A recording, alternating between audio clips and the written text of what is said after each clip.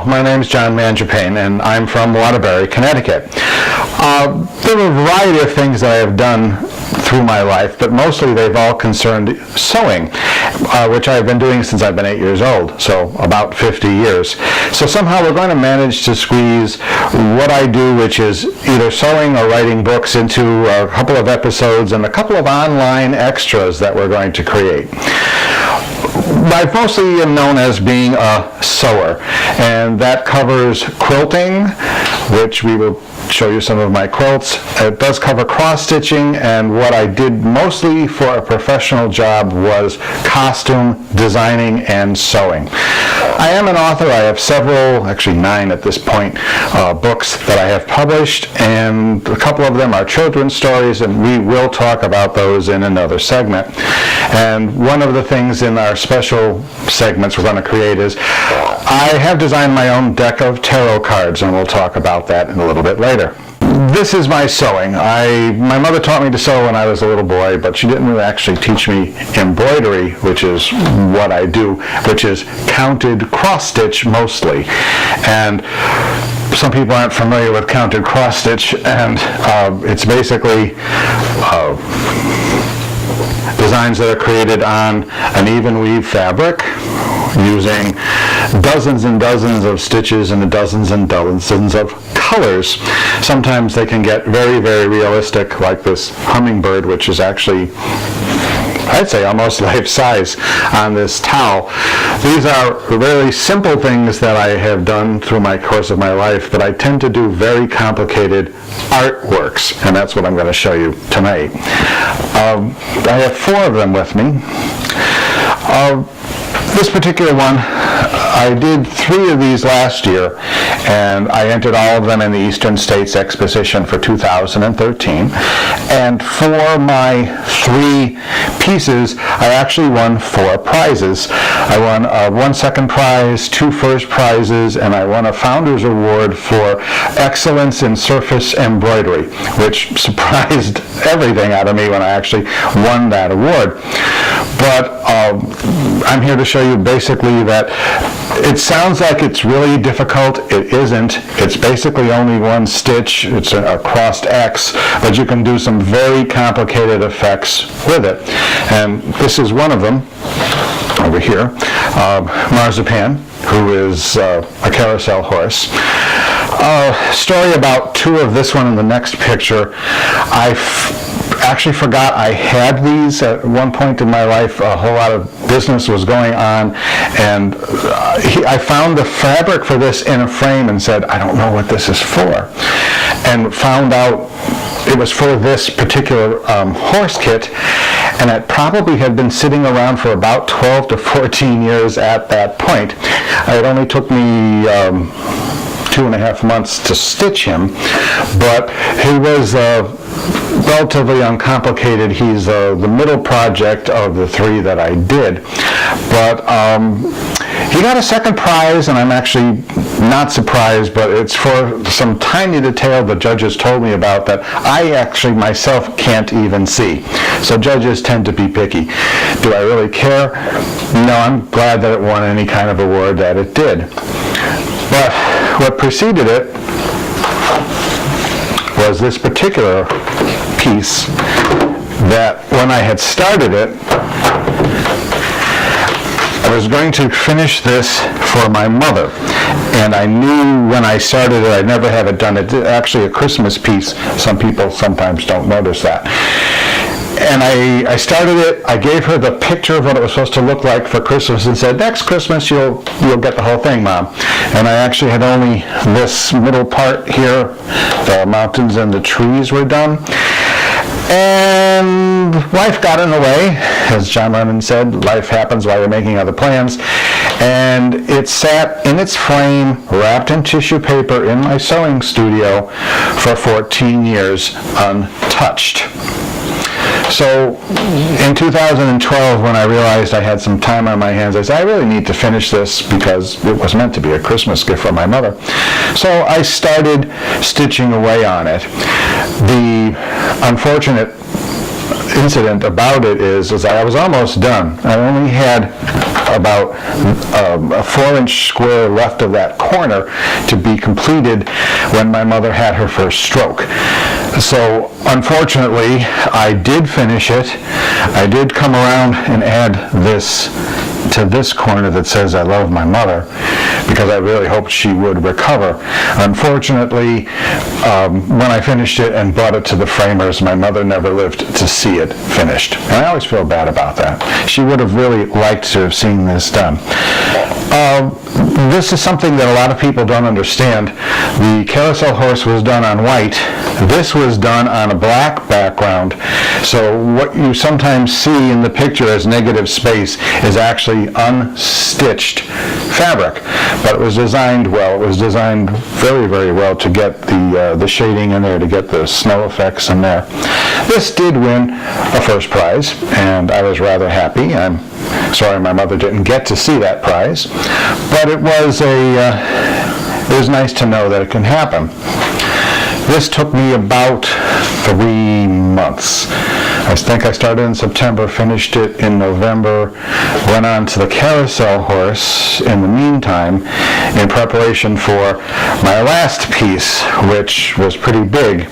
And I only know this because I knew we were going to get a blizzard. So I know I started this on February 9th, 2013, because that was the start of whatever blizzard that one was, and that's when I made the first stitch. This is, if you're familiar with tarot, because I say I am a tarot card designer and author, is the Magician card, and it's called Homage to Pamela Coleman Smith, who was the lady who designed this piece and created the deck back in 1910. And this was quite an involved piece to get the floral work in, to make it all work. However, I decided I was not going to stitch a yellow background, use white fabric and stitch yellow over it, because I believe the unstitched part of all this is something like 50,000 stitches. And I was not going to spend 3 weeks just stitching 50,000 yellow stitches.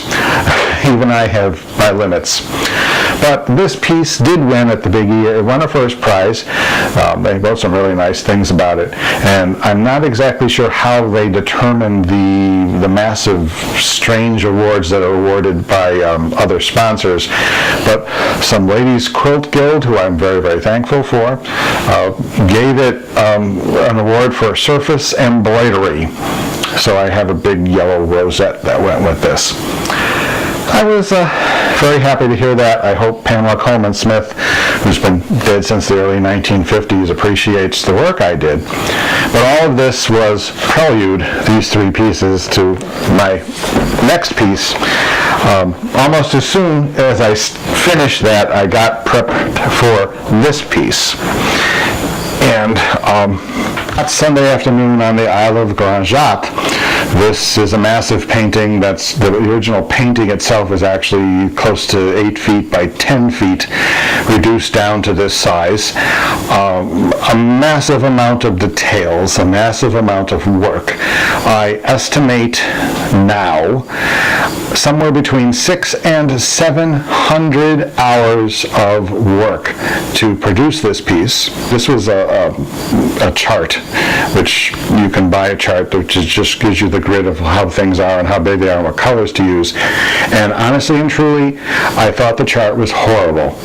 So when I started this piece, one of the things, in case you're not into art, is the reason this painting looks as beautiful as it does is because of Seurat's use of yellow. This chart had not a single stitch of yellow in it. So I ended up spending a lot of time online, going to the website for the Art Institute of Chicago and looking at the actual picture, which is hanging there, to get the details for it. many things. There's a little tiny blob up here on the chart which looks like nothing, and it's actually a ferry boat with a French tricolor on the back. Well, on my piece it's a French tricolor. He added a border which was not part of the chart, and I had to create that by looking at the website. I'm very thankful. I actually contacted the Chicago Institute of Art and asked them what they thought, and they were very, very complimentary for this reinterpretation of Seurat's masterpiece. Of course, it does have a little joke hidden in it, which many people have never figured out yet, and that's down here at the bottom, is that Seurat is there painting the piece. He does not do that in the original painting. This is my only entry into the Eastern States Exposition for 2014. Took me about 6.5 months of work to get this piece done. And I'm really, really hoping that the judges like the joke, don't get upset because I've tampered with the masterpiece, appreciate the amount of work, the amount of stitching, and the quality of my stitching to produce this masterpiece from a masterpiece. It's one of probably the most complicated things I've ever had to stitch in my life. So wish me luck on that one, please, folks.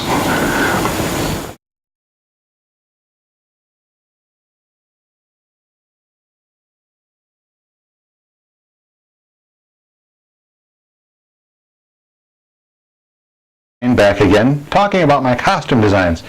You might notice I've changed my shirt. It's the hottest day of the year. Thank you, Bob, to do this shoot. I've done professional costume design. I've done costume design for non-professional theater. I worked in a costume shop for about 7 years in Waterbury. And to tell you the truth, the reason I kind of made the jump from acting to costume design was technicians get paid, actors don't. So I basically moved into costuming, but it was always just part of what I did, which is sewing. Probably the most fun I had was right at the beginning when I started my costume design. I got a wonderful chance. These two friends of mine were directors at a local high school that did Jesus Christ Superstar. And what was even better about it is they didn't care what I did. So we got to do some really fun things that you might not get to do in professional theater. But it was the 80s, and we had to deal with certain things like these were high school students, the high priests. We did some crazy, crazy stuff because we just felt that, that we could get away with doing certain costume things. But we really were in a quandary about what exactly to do with King Herod's number, because it's kind of a screamy number and a lot of funny, funny things happen to it. So we decided we would go to a real big extreme. Don't forget, this is 1980, I don't remember now, 1984. So we did King Herod as Boy George. Brought down the house every single performance. Now it would probably look really ridiculously out of place, but in 1982 this was a screamer. But that was the fun part of costuming. All costuming is not as much fun as doing this. I mostly did Broadway show musicals. For a while at the end I was doing costume designs for a dance troupe. And if there's anything that will burn you out faster is having to create a single specialty costume for a dancer and then next year having to create a better than that special costume for the same dancer. Oh, you can get really, really tired. One of the largest shows I did work on, Evita, for a friend of mine who was playing Evita at the time. But I did also work on a production of Showboat. Showboat, a show where the costuming never stops. There's, in a real production of Showboat, which goes from just after the Civil War up until, I think, the 1920s, depending on which version of the script you might be doing. There are, with a cast of 30 or 35, there's close to 300 to 400 costumes in that show. When you're the costume designer, they are your responsibility. Even if you're pulling them out of somebody's trunk somewhere, you're the costumer, you're in charge, you need to find them all. that can be a really complicated situation, but I did this production. It was a lot of fun. I did other big musicals. I did Hello, Dolly for a dinner theater, which put people really up close. At least on a stage play, the actors are way down there somewhere on a stage, but in the dinner theater, those people are really sitting next to you, and they really do see your costume details. I did a lot of theatrical costuming. I did a lot of masquerade costuming when I was working in the costume shop, but because I was a sewer, I'll get to these, because I was a sewer, making costumes, making clothing, for me were pretty much the same thing. And I'm also very, very proud to say anybody who wore a costume that I made for them, every single scene was finished, every single hem was done, and you could have walked down the street in any costume that I designed and made for you. And let me tell you, in non-professional theater, there are times when I've seen some pretty shoddy things go across the stage, but not in my productions, folks. I did do a production of Man of La Mancha, which was incredibly difficult. It was, and you figure these are people who are wearing rags most of the time. Even rags have to be designed. There's no way you can get around it. I got a lot of pictures of La Mancha. It was a really good show to do. I was also in it. I got stuck in it. When you can sing, you end up in musicals. I got to play the barber, even though I only had one scene. I did get a job teaching, not exactly teaching, but teaching, working on costumes at a private school that did 10 separate shows a year. I was their in-house costumer, and my first show with them was Equus. They did Amadeus, they did Shakespeare, they did many things. To produce 10 shows a year and be in charge of all of them was an incredible amount of work for me. I enjoyed every minute of it, but there comes a point when you finally say, I can't do this anymore. I cannot, sit here and design all these things. Technically, I have retired from costuming. There is a local theater that I work with. They come to me whenever they do a period show, 30s and 40s, because they really like me to take care of them. But when I lost my mother, I lost my sewing studio and lost the space to make all these costumes. So I retired from costuming. I donated almost everything to 2 local theaters, one that does a lot of Shakespeare and one that does not. And I gave away absolutely everything except my sewing machines, my thread, and one costume, my wizard costume that I've made myself, for myself, which I hope to be buried in. But everything else that I owned is long gone, and hopefully it's trotting across boards on other stages and other places. I still sew, I still help these friends do their costumes, but I no longer try to make a living from being a costume designer.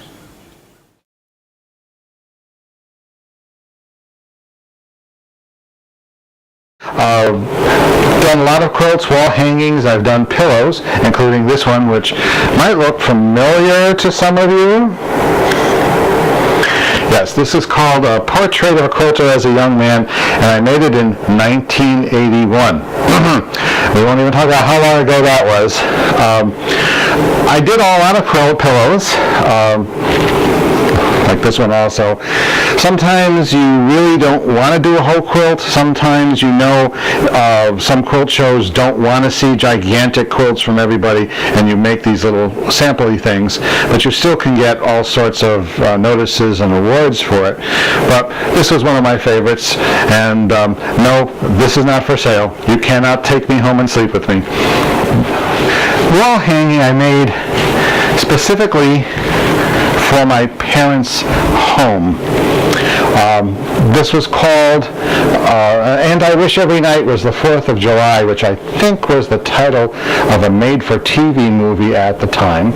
It's a block called Flyfoot Fret, It's a very old pattern, but I did this in hopes that you would see it as fireworks exploding in the night sky.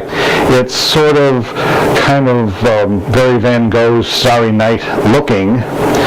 This, because I know someone's going to ask, no, everything I've ever made that is quilted is hand-pieced together and hand-quilted. So when you see, hope this shows up on the video, when you see this, this is all hand done. There's no machine stitching anywhere except for the bindings on my quilts, because some things are just not worth doing by hand. But it was a nice piece. It was hung in my parents' home for about 28 years until both of them passed away. And of course now, once again, I own it. It faded gracefully, but it was a nice piece. I had a lot of fun showing it because it also doesn't take up a lot of space, unlike what I'm going to show you next. This is my modern take on what is called a Victorian crazy quilt. If you understand, it's a bunch of blocks put together. It's a square block with a fan in one corner called Grandmother's Fan. I laid this out and planned it so that the black satin band of the fans would make this serpentine border all the way through it, and of course make the circle in the middle of the bed. This is where I learned to do a lot of the embroidery stitches that I've used for many things, including my cross stitch. It was a very fun piece to work on because you could work on an entire individual block without having massive amounts of fabric around you. Done as 36 separate blocks. You could just take a block with you, odd moments of time, waiting for the banker to get to you, waiting for the bus to come, waiting for whatever. You could sit there and do the embroidery, and then once they were all put together, they were put into strips and then turned into this quilt, which has this extremely screamy bright blue border on the back. Pretty heavy piece for a quilt that's not really full size. It was exhibited at, I don't even know now anymore how many shows. It's won various prizes. Almost all my quilts have won at least one prize. But the three quilts, there's a quilt top at the bottom, all at least have won at least one Best of Show ribbon because, as you probably have guessed, I can sew very, very well. This is a very complicated and very bright quilt, which contrasts really very much with the quilt that's underneath it, which is a rather simple quilt in a very large size. This pattern is called a double Irish chain. It's basically nothing but squares. This quilt, I think, is king size. I planned this out. It was exhibited at many quilt shows and fairs, and one of the oddest things about this quilt is it probably has won more prizes for me than any of my other quilts, considering it's a rather simple quilt, but it's won more prizes for me, but it was never ever photographed for a magazine. And almost all of my quilts appeared at one point in Quilter's World, Quilt, any of the periodicals of the day, because I used to write for those, but we'll talk about my writing career in another segment. Nice quilt if you have any Irish ancestry in you. Ruby red, kind of mint green on a plain background, and when you can see the quilting of it on the back. Rather large size. I did have it appraised. Yes, all of my quilts are for sale, but they all have 4-digit price tags on them, and this one does too. Not the largest quilt I've ever made. What's underneath it is, voila, the 12 Days of Christmas as a quilt. It actually was inspired from a design by a Christmas card by Hallmark. Have to give them credit for it. But of course it didn't look anything like this on the Christmas card. This is appliqued. All of the other quilts that I've made are pieced, where edges were sewed together and butted against each other, and there were squares and triangles. This is applique. All of these shapes had to be cut out, edges folded under, sewn down, sewn onto a block, assembled, and then quilted. This is a big piece. I don't know if you can see it, but there's holly leaves and holly berries in the borders. It's bordered in red. The long borders on this quilt do say the 12 Days of Christmas in Old English script, because it is an Old English carol. I almost had a near disaster with this quilt. I tried using, to get the lettering, I was using a supposed to be washable marking system, and you're supposed to just, stitch through it, wet it, it would disappear. It was not disappearing. It was just making a mess. I tried as best as I could to keep it from looking bad. I sent this quilt to the National Quilt Association show in New Orleans that year, and went to New Orleans to see it. And it wasn't until I saw this quilt hanging up on a display and said, "Oh God, it looks dirty." It really did. And it was the marker, because the water only carried it so far. So I only got, I think, a second prize or a third prize for this at a national quilt show, because it looked dirty. So I ended up buying some quilt soap. They make such a thing. At the quilt show, brought this home, held my heart in my mouth, and put this in a bathtub of warm, soapy water, which cleaned all the stains out. Lesson learned. Unfortunately, it's like, I don't want to make this quilt get wet. This quilt has never been used. It's only been on display. It's never been slept under. It's never been touched. It has been kept as this way as best as I can. And it was appraised at an even grand. And that was 20 years ago. So I'm sure it has increased in price.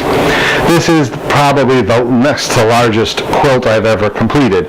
And yes, when you see the back, yes, this is entirely quilted by hand in a frame.